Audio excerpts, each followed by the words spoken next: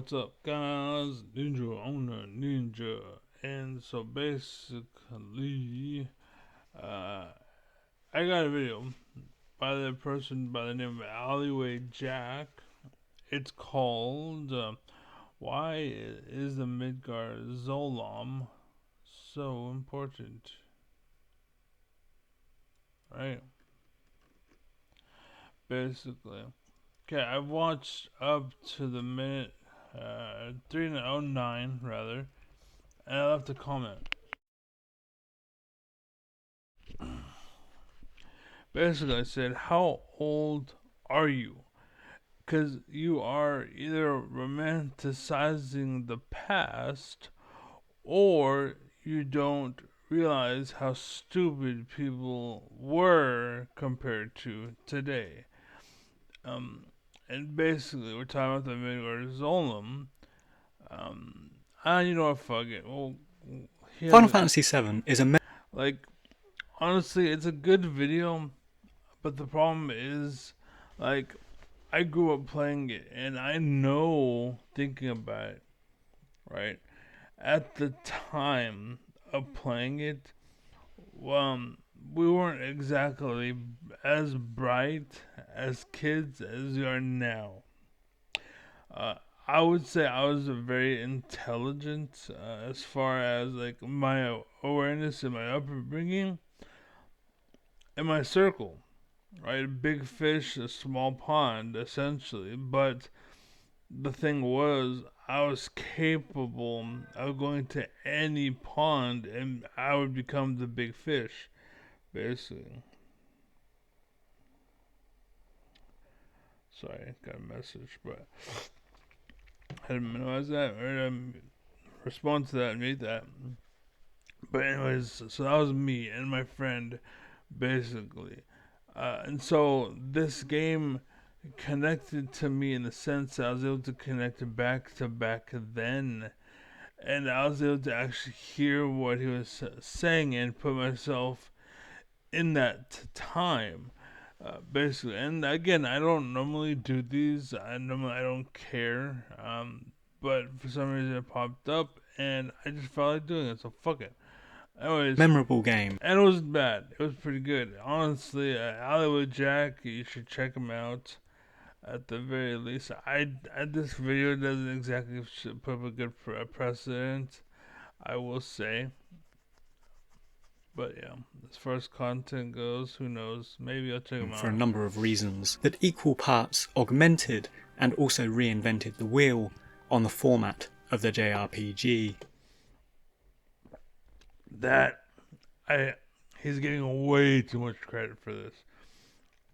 Final Fantasy VII is a memorable game for a number of reasons that equal parts augmented and also reinvented the wheel on the format of the JRPG. So he's like giving the game a lot of credit. It was a good game, but as far as laying the track for other games, I wouldn't say, because that's basically what an alpha is. I don't think it's alpha. Like, what he's implying is that it is alpha, and I'm just saying, I don't think so. Basically, the game was good, don't get me wrong, but it didn't do anything. It was like, whoa, you can do that. Whoa, you can, like, oh wow, wow, like, oh my god. It just had good variety. That's I think what he's connecting to. Really, it's just it hit a lot of like maybe as far like for example, being a jack of trades myself, I have respect for a game that can do that, and Final Fantasy VII was known for that. Basically, it was a good game for a lot of people because there was a lot of aspects to the game that called to you and were compelling to you to play the game. That's kind of where it ends, essentially. It goes really good, and then it's like a movie, like really was, right? It was really good, but as far as like being a leader, I don't really, it may have been the number one, but you have to understand, like, if you are the best in a fish bowl, you're still in a fish bowl, is what I'm saying. So, Even looking at small, seemingly insignificant facets of the overall game, we can glimpse in these particulars the many interesting ways in which setting, story, and gameplay were designed and built harmoniously together for a unique RPG experience. not really. I mean, it was inviting to a lot of people. It had a lot of playability to a wide audience, but Final Fantasy 1 and Final Fantasy 4052 or whatever we're at, like, I'm sure this is the final one, but we'll see. Anyways, jokes aside, the point is, like, there was always a good story. Always a story. Always. It's just this one called it to you. That doesn't mean that it's an alpha. That just means you need to get your priorities checked and into thinking or appreciation of what is and what isn't, because you clearly don't know what the fuck alpha is if you think, you know what I'm saying? The Midgazolem is one such example, an ominous, optional boss planted shortly after the player enters the overworld. It left Now, the Midgard Zone, I will say, um, it was cool, right? And it was fun to play with as a kid. And like you'd run, and then see it come for you, you run away, and you could make it. By the way, without the chocobo, they didn't design it enough. Basically, I would say probably like, yeah, whatever, it's fine.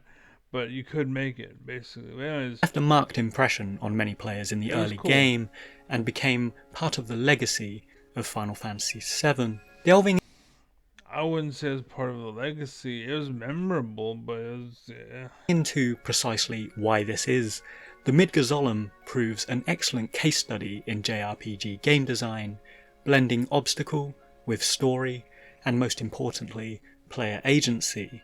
Firstly, looking at setting and gameplay structure, the Midgazolem is strategic. Firstly, notice something. A lot of people nowadays like this kind of characteristic or this kind of point, or like basically this is why this is why wolves can do what wolves can do, and why people are like, what, why? It's because of little things like this. Looking Watch, watch Cloud. By the way, move my mouse. Watch Cloud. at setting and gameplay structure, the Oh wait, Midgazolem agency, blending right obstacle here. Watch with Cloud. story, Watch and what he most does. Right here. Watch. importantly, player agency. Firstly, Did you see it? That's it. with story, and most importantly, player agency. He's like, he gets caught back. He's like, you know, and so like that is called body language. And there's a character in League of Legends that I'm currently playing. Her name's Briar, and she's like, "Why is body language considered a language?" And it is. It's just people are stupid. But this is what made you an alpha when you were a kid back in my day. Is you're actually good and literally hit the ground running, and that's kind of what made you an alpha, and why you ended up in prison in most of the places, because they had sensors and too soft, and oh my god, like the circle, like that's the square table, and you're like, well, but it's a circle. No, it's square. It's just we rounded the edges to be safe for my kids. But you made it a circle. No, it's a square, but we call it. It looks like a circle, but it's a square. It's just that we trimmed the sides, right? But it's a circle. Like that, the table is now a circle. You see what I'm saying? And you're over making it too safe, and so it becomes something else essentially. And basically, that square in the table is body language essentially, and you carved away the edges and made it a circle, and you no longer see the body language or the square, right?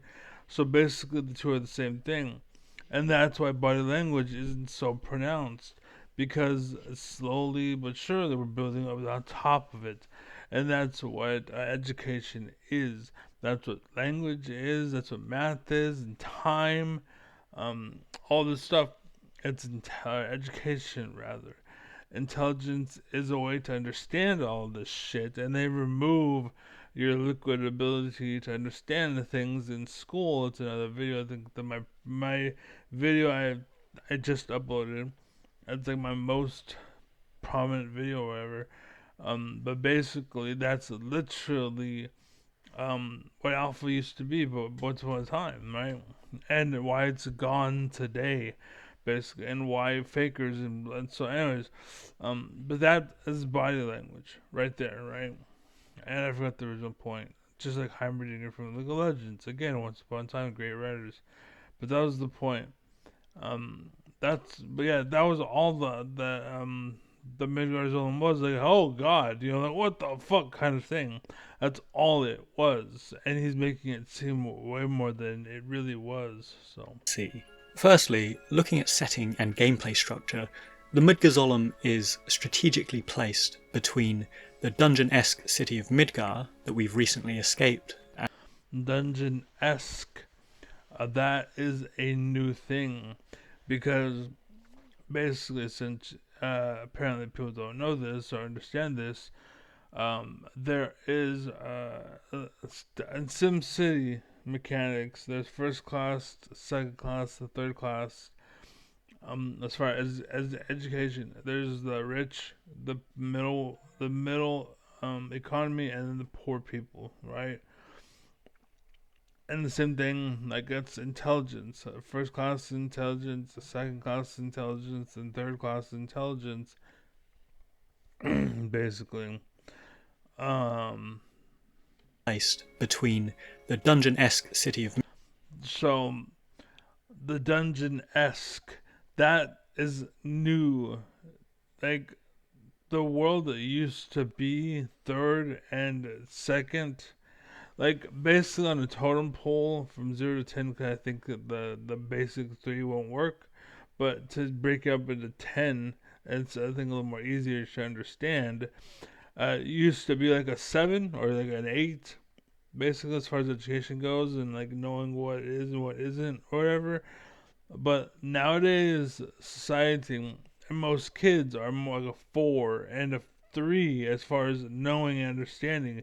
So when you say dungeon esque, you understand that Midgar is just a dungeon, basically. But the point is, back then, Midgar was Midgar to people. It wasn't just a dungeon, it was a place. You'd go there, and people and things happened in this town. It was an image. It was fake. It was to pretend, right? It's what's called a shadow on the wall, like that one for the psychology metaphor, right? But people played it and believed it because that's what it was. And nowadays, you're smart enough to know it's just smoke and mirrors, right? But that's what it was. Is my point. And back then, maybe. And we can think that way, but today, it's whatever. That's kind of my point. Midgar that we've recently escaped and spent Again, just to clarify, we know now it's just a dungeon, but back then it was Midgar. You know what I'm saying? So the first part of the game playing through, and the wider overworld that we have recently been introduced to. It the wider overworld was just not Midgar. I'm out of Midgar now. We didn't understand it as a concept. It was just, hey, this is new, This is cool. What's out here? But now we know, okay, they put stuff there. You know what I'm saying? Like, it's a small, like, we're not as zoomed in as you were as a kid. And this is why kids are easy to learn because they're very zoomed in, basically. And they're really understanding concepts, what they are, and why they're easy to trick and manipulate and exploit because they don't have that bird's eye. Oh, it's just a dungeon. Oh, it's just an outworld. They don't have that perspective. As kids, they don't have that perspective, basically, and that's kind of what makes them young and immature. It's their perspective and what they can see. And you have to understand, there are kids like, oh yeah, I can fake it, I can fake it. I've talked to people like that. right? Where they fake it and they fake it and they fake it, but they really don't get it, right? They pretend to get it, but they don't actually get it. They're fakers, the liars, the manipulators, the cheaters. Again, fake it to make it, and that's why America sucks, right? That's why most relationships fail. Why most girls regret their first time, because they go with the sugar coated, or a sugar coated tongue person, and he just ruins them for everyone else, basically. And that's what women go through this day and age. And guys grow up alone without anything because of that bullshit that happens. And again, it's all because of their being exploited and whatnot. Yeah. So, anyways, Discreetly throttles the ability and this guy right here is kind of meshing the two. Um, like treating it like it's one thing, because he himself has that kind of Midgard perspective, but he also has that kind of outworld or that dungeon perspective. You know what I'm saying? Like he has the kid's mind and he has the adult mind at play at the same time, and he's like not aware that he's like meshing the two, and that's why I chose this video and I made this uh response to this video, because of that concept and understanding that concept is like why I'm very good at League of Legends, for example. Um, and I would say playing bot games actually ruined me a little bit, and I'm going back to playing people. But now I'm expecting more when anyways, that's something for another day. But anyways, the point is perspective, right? Kids, it's Midgar, right? Um, Midgard is Zolom. It's a Midgard, the place, right? Um, as an adult, it's just a dungeon. You know what I'm saying? Get that? You understand? Okay. to roam free and confines us to the first section of the first continent, which contains and encourages us towards both the village of Calm and Chocobo Bill's farm. And then how you meet Sid and the rocket ship, and then he goes to space, and then his wife, and how she's like, "Go, live your dream," and then he's like, "No, I don't want you to die." Really fucking captivating stuff. And so he comes crash landing back to Earth because he ain't willing to kill his wife, who his wife is willing to die so that Sid can live his dream. But because he's not a selfish douchebag, unlike today, like Trump, for example, it's I want to go to space before I die. Fuck you, America. Here comes space. Like that's what the world is. And there's a lot of people under Trump that are the same thing.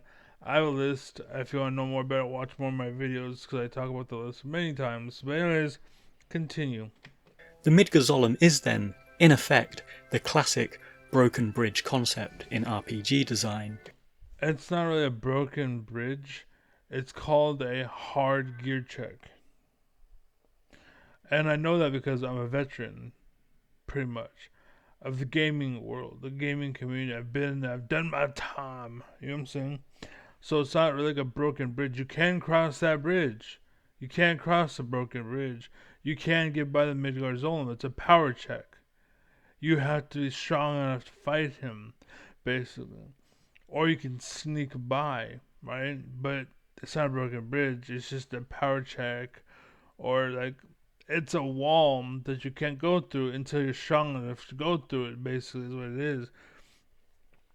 Or you can play the game and then what's it called? They remove it pretty much, or I think they do. I don't know. I think you eventually get the golden chocobo or a chocobo or something. I think it was just a chocobo, and then you can make it across. I think that's what it was. But anyways, An obstacle which confines us and keeps us on rails until a specific task has been completed, rather than a literal broken bridge as seen in the earliest Final Fantasy game.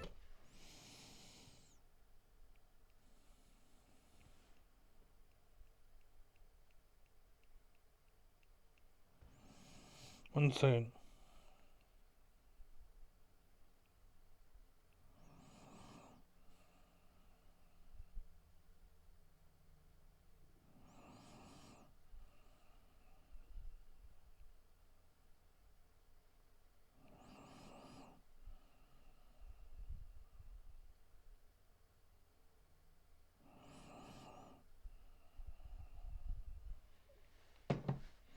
Sorry, I'm talking to my sister about setting an appointment with an eye doctor.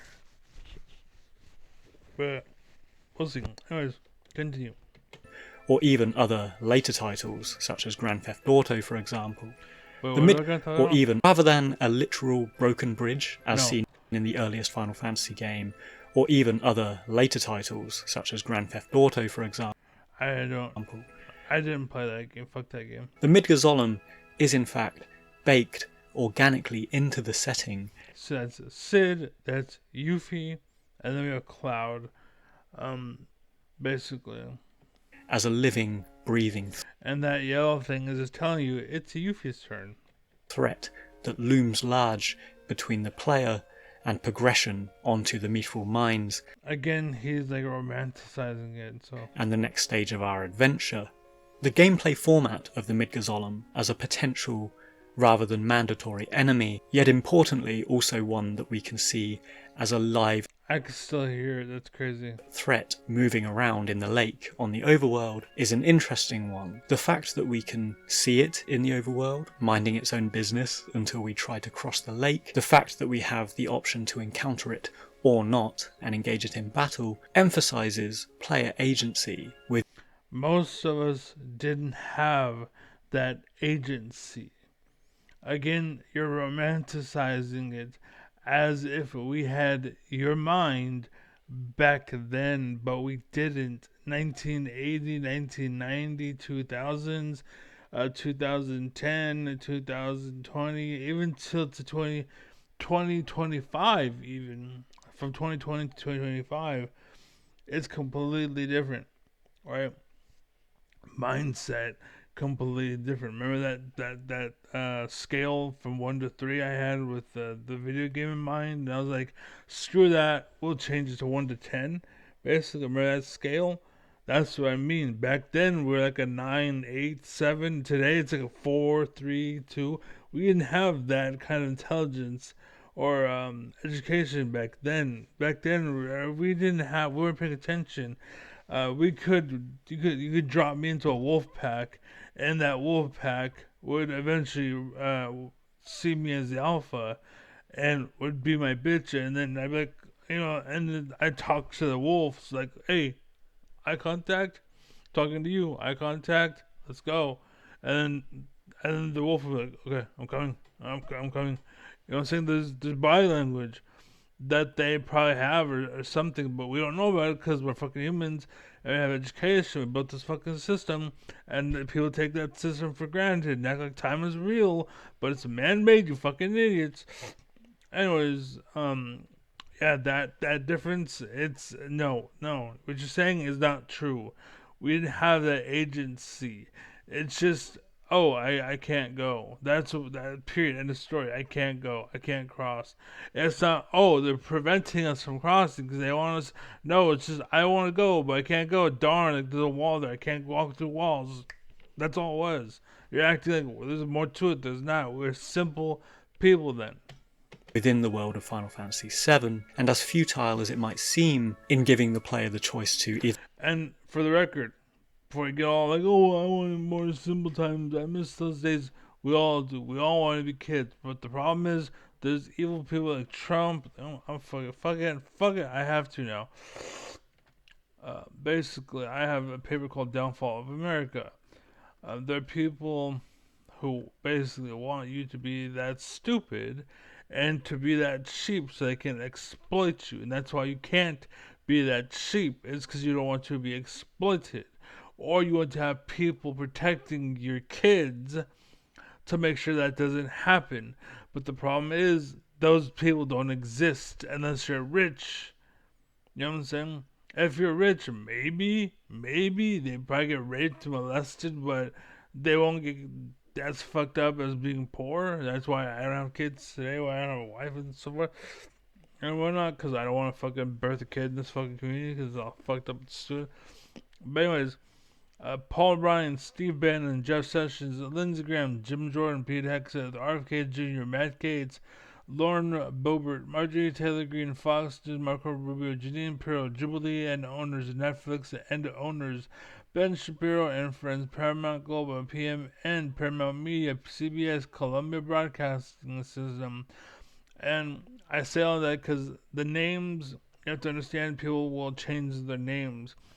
I remember we learned that in China, companies that have a name and then they change their name to avoid punishment, and be like, oh no, we're not a Mark Two, or we're not related to Mark One. Mark Two is something completely different. And then 5 years later, oh no, Mark Two and Mark Three, no, they're not related at all. We're just completely, but it's the same fucking people. It's just that they're trying to, like, we don't have the fall guy like Trump, for example. He doesn't exist, so instead, we're replacing it with a business. And so that business is now Trump, or one of the names I said so far. And out he goes, but the business continues. Out he goes, but the business continues. Out he goes, and that's what's going on, right? Basically. And I said something about like Trump and his splints, leg splints, excuse to be, right? Excuse to exist. Apple TV, almost, and Snoop Dogg, Ted Cruz, Tucker Carlson, all names to get you thinking like I want a name that's going right, and then there's what's it called, the circle, and in that circle, then you might have another. Oh, well, speaking of this person's bad, then another circle, and you keep doing that until you remove all of the weeds, and then you have a farm where your kids can grow up nice and safe. But until then, all those names exist. They'll fucking rape your kids and exploit your kids and make them work for pennies. Meanwhile, they're fucking forking for steaks in their mouths and rich motherfuckers and shit. That's the world, basically. We're starting into that time where the leaders are like, well, just let them eat cake. Let them eat cake. And the difference is we're not fucking bums and we ain't poor and rich, or I'm sorry, poor and the community sucks and living off of dirt and eating shit. Like, you know what I'm saying? We still have stuff, but there's still people trying to fuck us over. Like, just because it could get worse doesn't, or it could be worse, that doesn't mean that it could be better or couldn't be better. And that's something I've lived with forever. I'm like, well, at least you're alive. Well, at least you're alive. Well, yeah, I'm alive, but it sucks still because I'm alive, but I should be, you know what I'm saying? I should be leading. I shouldn't be fucking all the way back here, but I am, you know? And back then, I didn't really give two shits about it. I was like, whatever, I don't care, I'll ride in the backseat, that's fine. But then every car started going off a fucking cliff. And I was like, what the fuck is going on? So I eventually was like, what the fuck are you doing? You know, that's what I'm doing now. That's exactly who I am and what I'm doing. Like, what the fuck? Why aren't you step up? Anyways, again, that's why I chose this video to sell that shit. And the problem is, by the way, there's a lot more details, but the problem is we have sellout snakes such as Luke Beasley, Adam Mocular, Chris Mowry, Hal Kalinske, David Pacman, the Wrestling National, Philip DeFranco, Colton Wexler, Hassan Parker, Tim Pool, Caroline Levitt, Sarah Huckabee Sanders, Laura Trump, Mike Huckabee, Kellyanne Conway, Peter Ducey, Caroline Levitt, Asmund Gold, Long Island Audit, Seanhead, Destiny, Bill Burr, Russell Peters, Conan O'Brien, Nero Zerg, Neil ties in Kaku, science community, the rock community, pop culture, all of them, movies and such. Think of Disney and whatnot. Tyler won Nile Blue, Night Blue, right? That's probably why he went by the word Night Blue, because he wanted to sound like an Nile Blue or something like that. But point is, they are sellouts and they are false alpha gammas, basically, and they fake like they're an alpha, but they do it in a way that just ruins alphas. So that when people meet alphas, they hate us because the gamma's ruining alphas.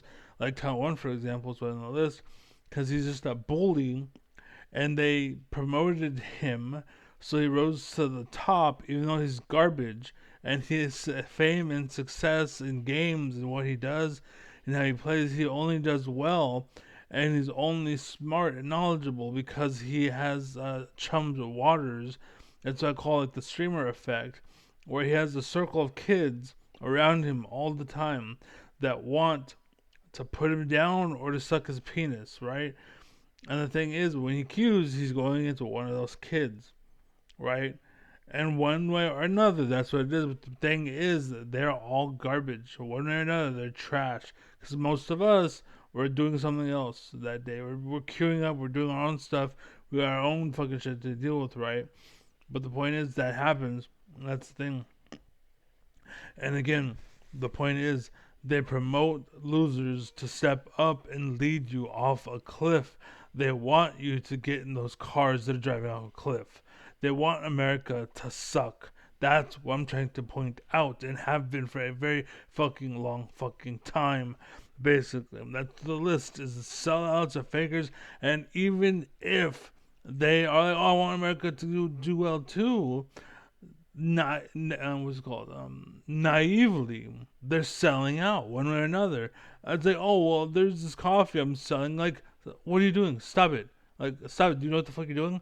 Do you know why you're doing it? Do you understand that people love you only because you're bringing in an audience and you're being promoted by these companies because you're spitting a message that they want? That's why Bernie Sanders can't fill a chat room, but he can fill the biggest stadium in America. Is packed 10 times its capacity.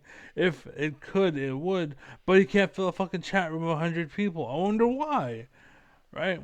Anyways, continue. The point, yeah, said. Either fight the Zolom or attempt to cross the lake on foot, it nonetheless offers an element of self-determinism that, much like the illusion of scope of the overworld itself, made Final Fantasy VII, and particularly at the time of its release in 1997, seem like a vast world of various player-determinate possibilities. No. There is a dynamic, almost minigame-esque I think it's around here where I decided to make the video. aspect to this small, fleeting lake with a Yeah, it was around here because he compared that to the biking thing. That's where my world comment of comes up. various player-determinate possibilities. Right here. There is a dynamic, almost minigame-esque aspect to this small, fleeting lake with a dangerous snake in it that speaks to what comes later and the decisions we're able to take there.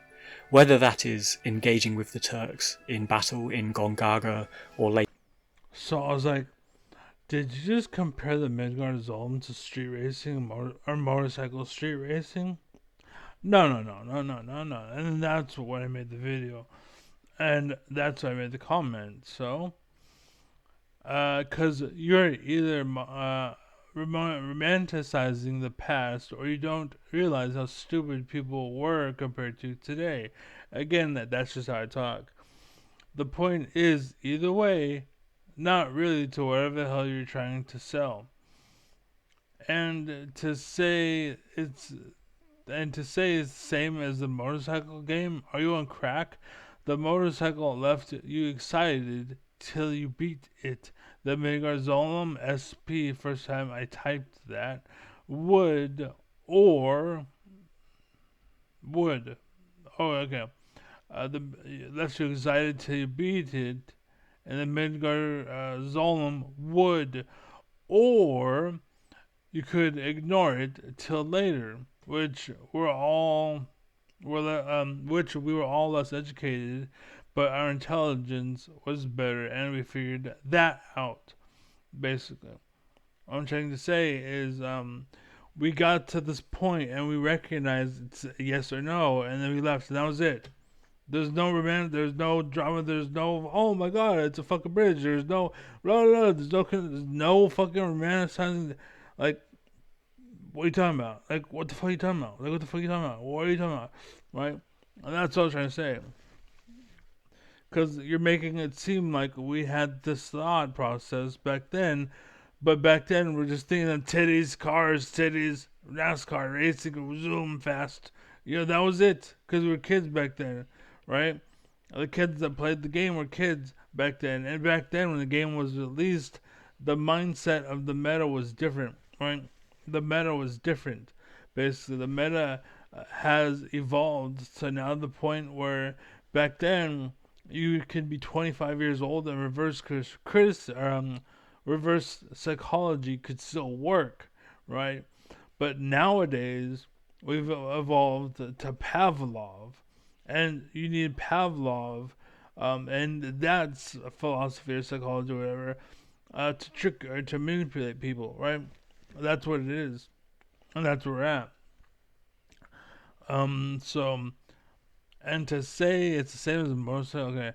I imagine kids today would not realize that they didn't have to fight it. I mean, you could. My friend who um, probed played the game has built. Oh, uh, yeah, it's approved. You could. You could. My friend who approved the game has built-in skill mechanics. I gotta fucking fix that 'cause it's driving me crazy. I can't even fucking read it right. You could, and then we'll go backspace, enter. My friend, comma. You notice, again, I try to educate. So I'm saying my friend, comma, who, who, not probed, played the game before, comma, because what I'm doing is there's a sentence. My friend has built in scale mechanics. Oh, I see. So they're connected actually. All right, fair enough. Fair enough, old me. By push home. Where am I at? The fuck? Backspace, backspace. Yeah. I imagine kids today would quit not realizing they didn't have. Oh shit. I imagine kids say would. I'll put this in capitalizes too. I should. This comment is killing me. I imagine kids say would quit not realizing they didn't have to fight it. I mean, you could. My friend who played the game before, insert, so comma, has built-in skill mechanics, did basically, because my friend he basically, like, you can play the game and like you can beat the game and you'd be like level 40 or 30 or some shit. But my friend took it to the point where every character was level 99. All of the material was mastered. Everything, he just zombified over that game basically. And I learned the game from him. So I had thought that you had to be way too strong to actually play the game. So when I played the game, I was very timid and scared because I thought you had to beat this overwhelming force, but in reality, no, you didn't. I played the game, I still beat it, I still played it, and I was like a low level, right? But I was just way more timid than I would have been if I had just known just to play the game normally. It'd be fine. You'll be okay. They did a good job, right? And they didn't do what most people do today. They didn't just put a percentage in and then walk away. And what I mean is, um, you walk into a newbie area, and in reality, it's just everything hits you for 10%. You take 10% of the damage. And as it get harder, all they did is move the scale up a little bit. So now things hit you for 15, now they hit you for 20, they hit you for 25. No, back then they actually made it to where like you had to be, like, this area you had to be level 25, this area you had to be level 30, this area you had to be level 35, this, you know what I'm saying? But they made it to where when you played the game you naturally leveled up, and so you'd be level 5 and you needed to be level 5, and you can play the game, and you could sneak past some stuff wherever be level 9, but you need to be level 10, and you could beat the area. It's a little bit harder, you know what I'm saying? Because things were set to fight you at level 10, and not because they're like scaled to be a certain way. No, it's set to be this strong, and you had to be this strong, right? Things were built to be, not just kind of set to be something, which they are today. Hell, like, that's why most games suck, and they have you as testers and shit. But back then, like Final Fantasy, like, you're never gonna see Final Fantasy 7 again right now. Tell you right now. Like, most people are like, the system's so fucking corrupted and corroded and bullshit. And Destiny, wants it to get worse, basically. Those calls are scam calls, by the way. I get the hell of them. I don't know why. But he got, oh, so this should be connected as well. He got to level 99 on every character because he loved the game, or was too scared, or I should wrong two, by the way. Was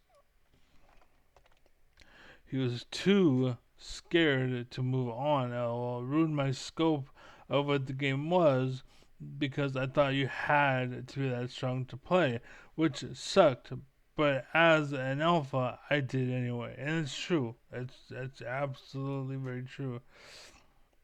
I did get that game again a little more bitchy than I would have, but I eventually got through it. And notice I said bitchy about myself because that's just the way I talk.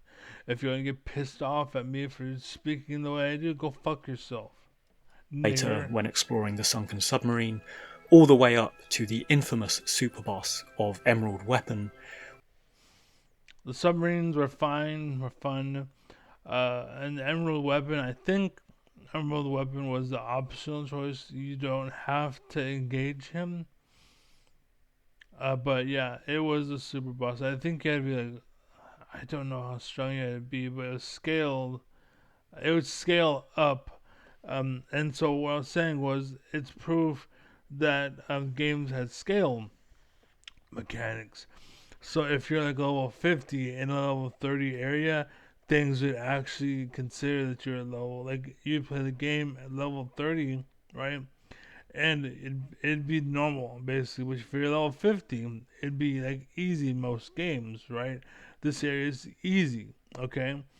But the thing was, this game had scaling, so you're level 50. Well, things are level 45 now. Instead of being level 30, what they should be, they went up with you. So now, and so seeing that, I assumed you had to be so strong. So like, damn, that boss hit you for 5,000. Oh my god, how am I supposed to have 5,000 HP at that level? That's crazy. It's insane. But in reality, it's because he had like through three materials that increases HP by like 50%, 50%, and then 50%. But the boss actually only hit you for like 1,000, like like 1,500 or something. But again, because of the scale, it hit for 5,000 instead of 1,500 or whatever. I don't know the exact numbers. Don't quote me. I'm just giving you numbers off the top of my head. It's been a long time since I played the game. But anyways, Which looms underwater in the late game, and in oh, I think it's Ruby then. I think Emerald isn't a super boss. It's a boss. I'm talking about Emerald, the one that's the opposite. I think it's in the desert. And it's just all you see is this. Like you're in the desert and you see desert, which is land, and there's a little tip. That's all you see. And you're like, what is that? And you fly into it, and all of a sudden, dun dun dun dun, and you gotta fight this big ass monster that fucks you up. its own way. And what's cool, what you had to do at the beginning of the game, at the beginning of the level, is you had to start with two of your party members dead. Basically, because what would happen is during the fight, he would send a tentacle on the ground, and then it's his turn again. Well, his first move would be to put a tentacle on the ground, and then his second move would be to remove that slot from the game. But if your character is dead, then he wouldn't do it. So then, once he started to engage you, then you bring him to life, and then the fight would start, basically. But that's literally was crazy like that. So, anyways, Is not entirely dissimilar to the expectations that were set with the appearance and the encounter of the Midgazolem way back here in the early game. Beyond its functional purpose what the hell did you in say? water in the infamous superboss of Emerald Weapon, which Yeah, Emerald Weapon was the one in the ocean. Ruby Weapon was the one in the desert. looms underwater in the late game, and in its own way is not entirely dissimilar to the expectations that were set with the appearance and the encounter of the Midgazolem. No, you're wrong, because the Midgard Zolom was a power check. Emerald Weapon was just a boss. You're a dumbass. You don't know what the fuck you're talking about. Way back here in the early game. Beyond its functional purpose in nudging the player towards the micro-quest of capturing Chocobo, which opens us up to the first mode of overworld transport, it introduces us to Chocobo Bill and the mechanics of capturing and breeding Chocobos, which becomes an optional side quest later in the game. The Midgazolem is also crucial in its inclusion to story, specifically in how it builds the character of Sephiroth. Now, the story-specific scenario comes once we successfully cross over the lake to the Mithril mines, and here we cut to a scene where the camera tilts upward, showing the Midgazolem impaled on a broken tree. The creepy Trail of Blood soundtrack plays, lightning strikes in the distance, and Cloud ominously utters the immortal line, "Did Sephiroth do this?" So this works in Right. And the idea was to show you how strong Sephiroth was. Because the Midgard Zolom is the thing that was killing you and preventing you from moving forward. And you could beat it. You could eventually grind your way to beating it. But the point is, I think you got like one guild for it too. I don't remember. But the point is, um, like they knew people would fucking do this shit. Apparently, so that's what they did, or they didn't, and that's the default. And because they assumed that nobody would try, they didn't give a value to it. But anyways, the point is that they're trying to tell you Sephiroth is this strong. Because again, back in the day, that little from Cloud earlier, that body language was paramount back in the day. And then before then, it was probably more and more and more. And then we get to ooh, ah, you know what I'm saying? Like, yeah. And then intelligence and education, blah, blah. But it's education. Know that intelligence, we would still be able to talk to them, still. Because we would learn on top of it. But what happened was is there's people who are corrupt and they try to put the cart before the horse and say math is real or time is real or language or animals aren't intelligent, which they are, or black people aren't intelligent, which they are. They're just like us. Like anybody of any color, you're human. You're just different because it's just still human. All it means is we were one, then we got split and became two on our own, and then we came back together again. That's it. That's all that happened. tandem to and in continuity But we're still human, is the point. to the events the Shinra But that's why you have the big feet and like taller, shorter, fatter, and it's black and white, whatever. at the So. Shinra Tower, where we have the Trail of Blood scenes. But they need that hatred. By the way, they need that hatred. They need that racism so they can keep the farms working for free. Basically, understand? It's not so much that they actually believe it. It's they want it because why the fuck pay people to work here when I can have them be my slaves? That's the idea. And again, there are people on the left that are like, I have empathy, I can see, and you're not thinking like them. You don't. You have to be. It's like I'm trying to remember who it was. This a psychologist that knew, and basically they said you have to become the bad guy, and think like the bad guy in order to see what they are doing or going to do, and then to know what their next move would be. But you have to be able to come back to reality. Oh, there goes gravity. Oh, there goes gravity. Mom's spaghetti, right? You have to be able to snap back to reality, basically. At the end of the day, you have to see from their perspective, but you have to come back to who you are and not become the bad guy. Oh, that's a good idea. I could do that. And now you're the bad guy, right? But that's what it takes to be able to stop the bad guys. That kind of you have to see. And that's what I was as a kid. I could have been sleeping with hella girls. Are you kidding me? I knew hella girls. I knew this girl, her sister, and her little sister, right? It's this girl, her younger sister, and then her younger sister. There's a girl across the street, and then her sister, and another girl across the street, and then her sister, and then she has a little brother. Um, and then there's another girl. You know what I'm saying? There's like some black chick, and then there's another black chick, and then there's another white lady or white chick.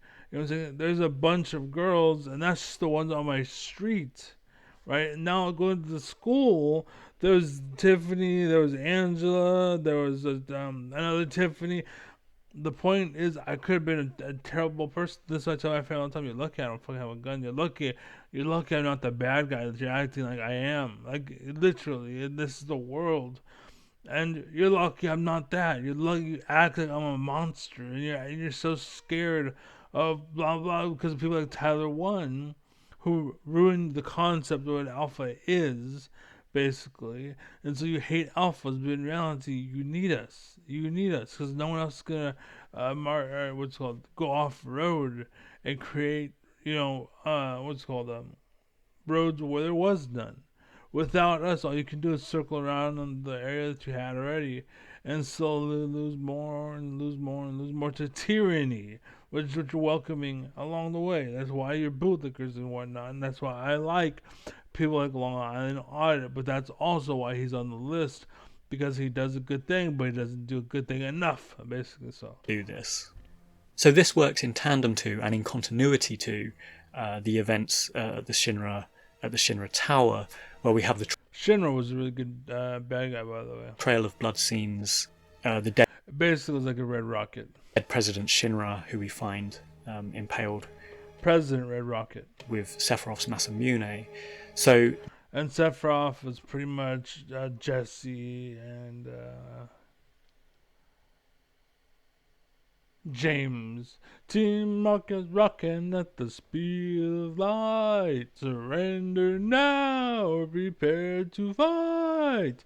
Team Rocket's this rockin'. contemporary idea of Sephiroth is being built in his absence and by his absence in and Pikachu. these small snapshots that we see of him. The immensity of his strength is shown in the destruction that is left in his wake, with the mighty Midgar Zolom in this pre-rendered background being. See, he's like romanticizing it. Me, I was like, yeah, we fought a giant snake. Yeah, he killed it. It's like how strong we are, right? That's animals, by the way. It's like, hey, come here. I need you here.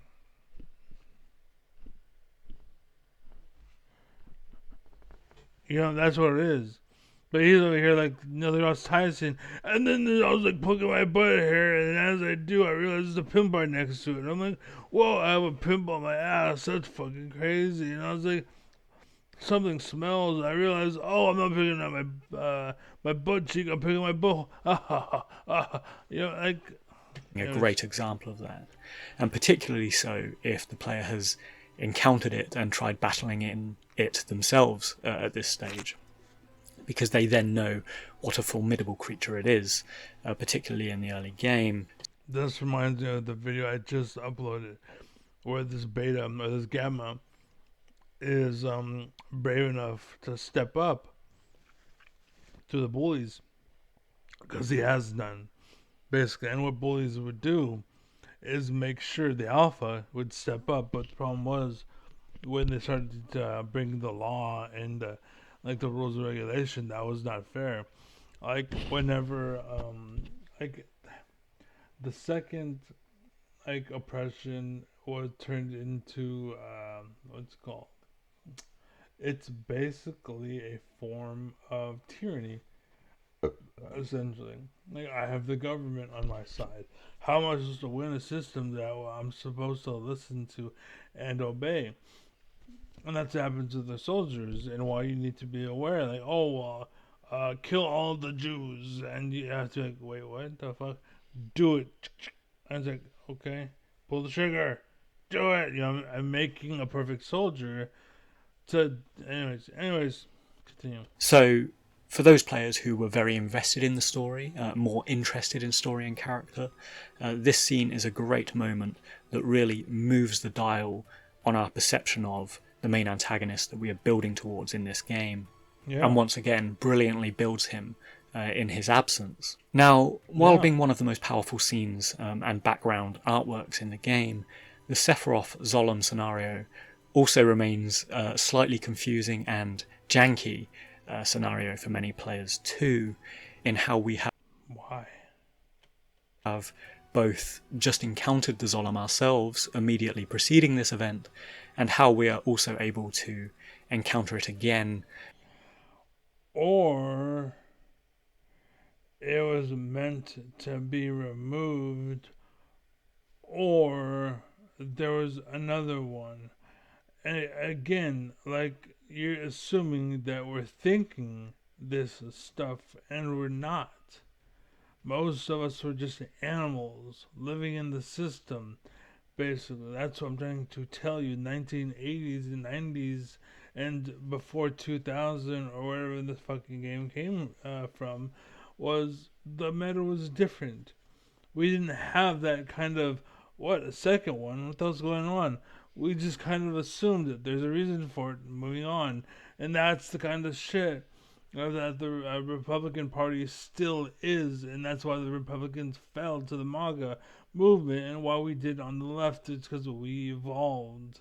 And they didn't. You know what I'm saying? That's the thing. Again, that's what happened in England back in the day with Africa. Was England evolved? Africa didn't. America wasn't America yet. Basically, I think they went the other way. England went to Africa, basically, right? But America was still where it was, doing its thing with the chicken wangs. You know what I'm saying? They're just kind of Native Americans all fucking each other, killing apes and shit, right? They're just living their own life. Um, and then whatever happened happened. Mexico splitting all this shit, right? After this Sephiroth event has taken place, God damn, I'm fucking brilliant. Holy shit. many forums and theories have attempted to explain away the plot hole with explanations that there is perhaps more than one Zolom and so Yeah, that was the thought. on.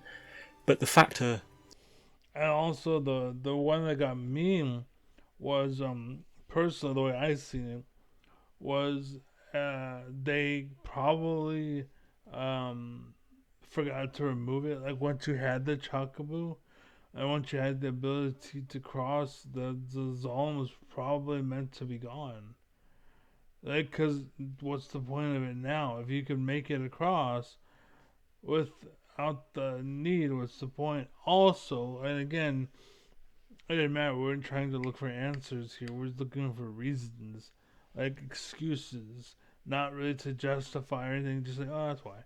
That's called biased nowadays. Basically, what people try to do, like, oh, God works in mysterious ways, and the reason why is because and just whatever.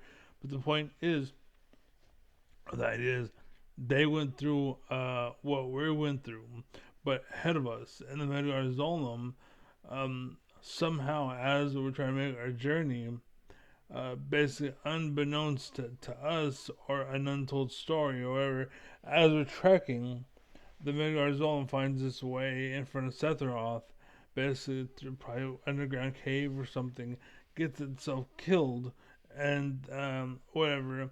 And that's what we see is that same Midgard Zolom, but Sephiroth killed it, and before we got there, basically just somehow, some way, and so, okay, sure, whatever. And we moved on. We're playing a game. We're trying to fucking pick it apart. You fucking prick. that stands out most for me at least, the Zolom is something of a Chekhov's gun in the gameplay of Final Fantasy VII, which is to say that since we are shown it, and since we are able to battle with it when we're attempting to cross the lake, we should at some point be able to defeat it. And I think denying the player the opportunity to do that in service of this Sephiroth scenario and in service of story, it may well have led to some discontentment with the game. Not really. Much like the inability to control Sephiroth in the flashback scene without a cheat card at least, which did annoy a lot of players at the time. Not really. And yet at the same time, not showing Sephiroth having defeated it in the way he did, or outrightly showing or presuming that there is more than one Midgar Zolom in the world, that might have detracted from the overall impression of Sephiroth's character and the Not really. feat that he has achieved in killing it. Not really. And indeed, there is something about a singular, imposing creature, whether that's the T-Rex in the first Jurassic Park movie, or the shark in Jaws, or whatever, that it really focuses the attention and the threat when it's a singular thing. Cool, but what the fuck does that have to do with anything? So, for example, if Jaws or Jurassic Park featured 10 T-Rex or 10 sharks, the impact of the creature is diminished somewhat. Okay, cool. And likewise, But we were kids. We weren't thinking of this shit. You fucking ape. You fucking dumbass. Shut I up. think the player assumption that there is only one Midgar Zolom that was bested by Sephiroth is for this same specific reason too. You're overthinking it. Shut up, you fucking idiot. So, plot holes and jankiness aside, No, again, no one cared. No one looked at it. It was overlooked. We were playing a game. We were enjoying a game. This is back in the day before being a Karen was actually looked at as a good thing. Before the government realized, oh, we should split hairs so we can take stuff from people, and they're too busy fighting while we're taking stuff. And that's actually why, in my same paper of Downfall of America, go all the way to the bottom, and I have a story. In nature, there is a squid that will hide its penis to trick other males that are fighting for dominance into not looking or noticing it, as in the penis hiding squid. They don't notice it, or in society, removed from the game in some way, much as like your dad goes to prison or is deported to Mexico or something along those lines, right? They're trying to break homes back then, which was a known thing back then, and it worked.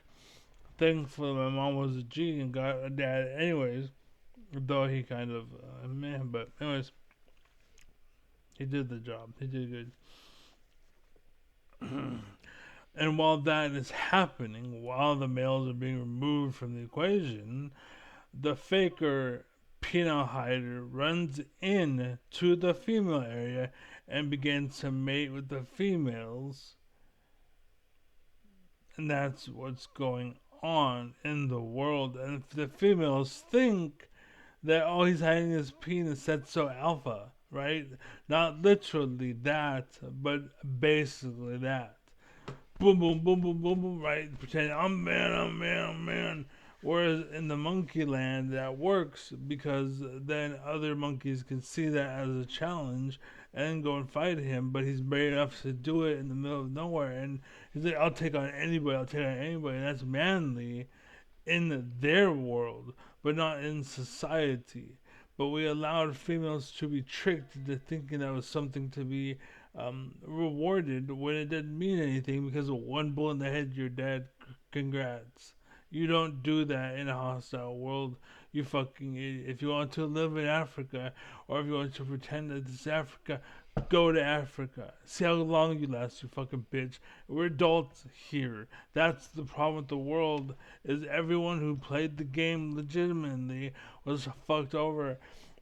That's why they want to remove our guns, by the way. On the left, they want to take guns away. And this is why I say Democrats, like the Republicans, rather, how they're not all MAGA. Because if they were, they'd be like, yeah, take our guns. That's fine. Here's your guns. No, they're like, here, no, we want our guns, motherfucker. No, fuck you. We want our guns. And they're right.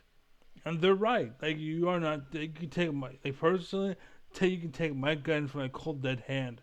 Basically, after it's warmed, after I've taken a few shots, maybe killed a few people trying to take my guns away from me, right? If you're trying to take my guns away from me, you know damn well people are going to hit the floor that day.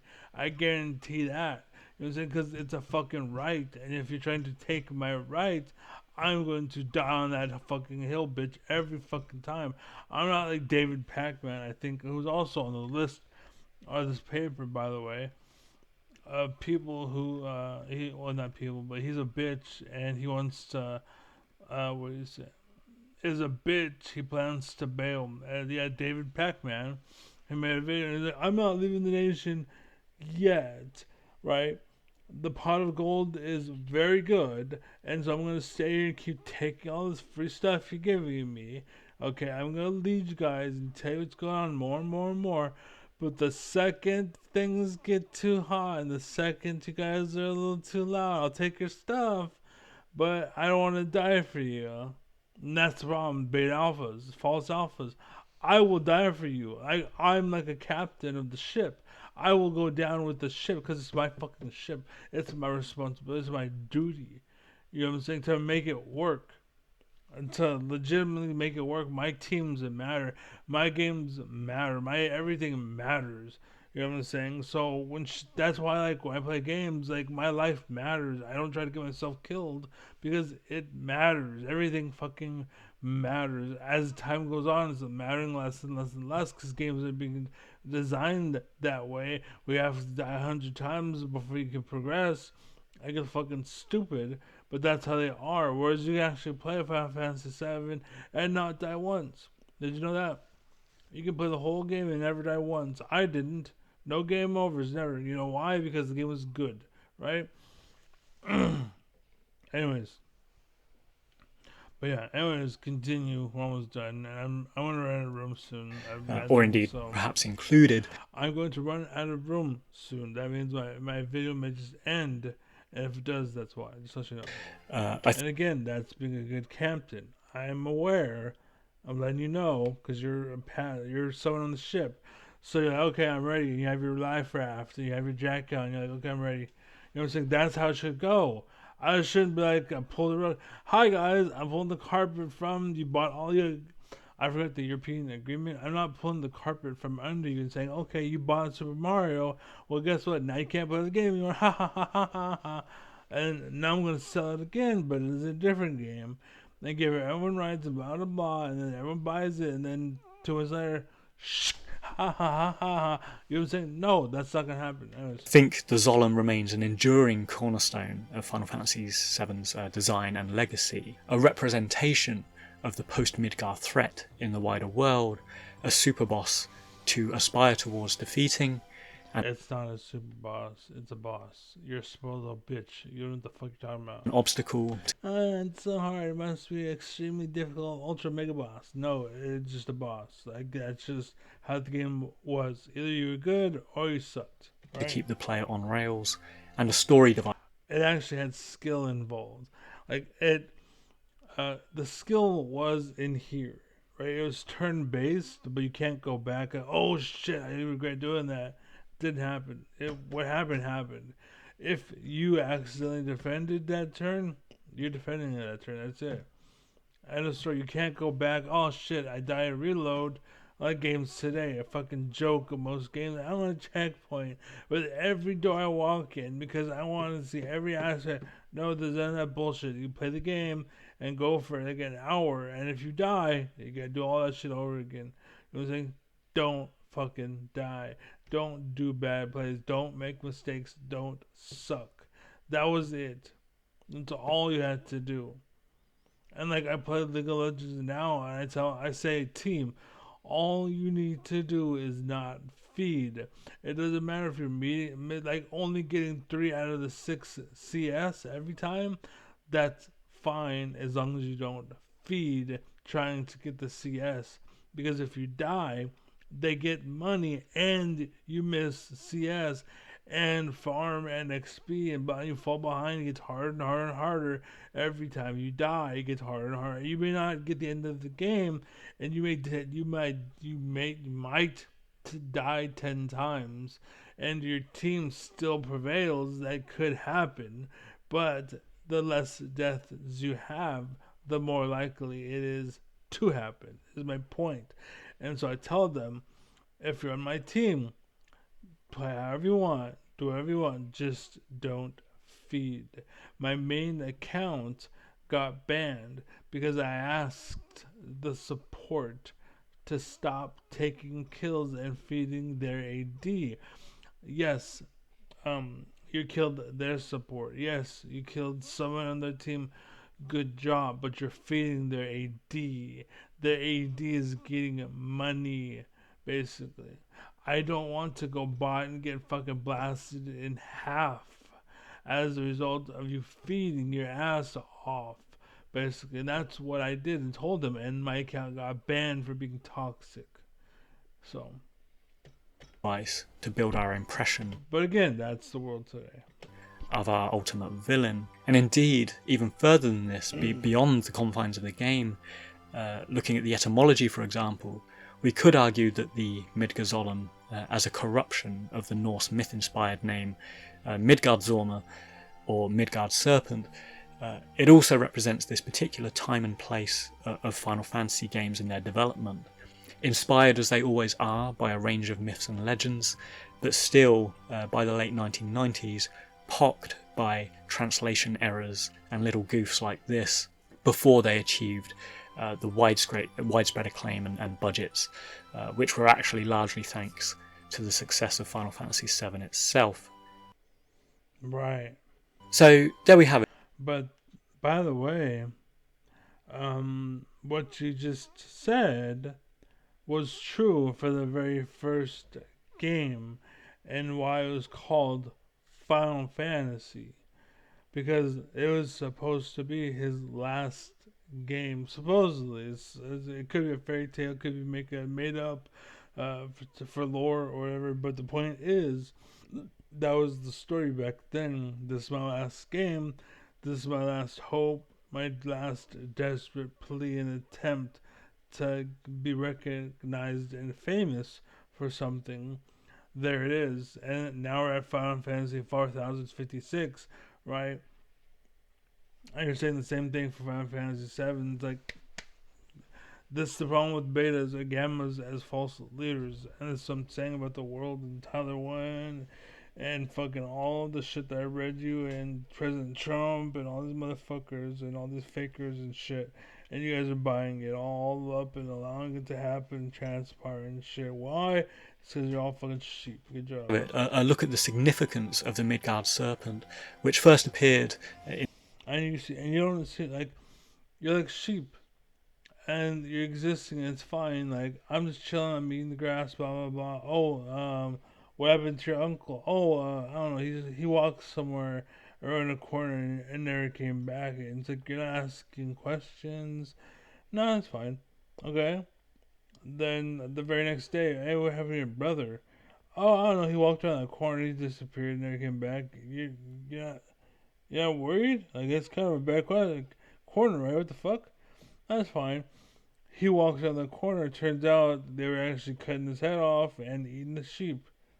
In Final Fantasy VI as a summon, and it made later appearances in Final Fantasy XII, Final Fantasy XV, and so on, and yet it firmly remains in the mind of the player in Final Fantasy VII, owing to its placement and particular impact in that game. Not really. As a narrative device and as a gameplay feature. Not really. Thanks for watching. If you enjoyed the episode, please. They're full of shit. No, nothing you said was good. Nothing you said was accurate. Nothing you said mattered. All you did is like, you're like a drunk dude in a bar. It's like, back in my day, I was the best pilot in the world. And it's like you're romanticizing a bunch of shit and acting like this happened when it didn't, basically. But anyways, that's it. Thank you for watching. Take a real. Keep it easy. Have a good. Let me check my chat because I have not looked for a long time. Of course, nobody's here except for the bot that's trying to get me to buy his content. Of course, standard. It's standard, but I try anyways. Why? Because why not? But anyways, be well, be safe. I'm out. Godspeed, God bless. Praise all praise Yevon, which is a Final Fantasy X, a god or whatever. But yeah, wipe butt, clean nose, be smart, right? At the end of the day, be smart. Anyways, be well, be happy, be safe. I'm out. Godspeed, God bless, peace.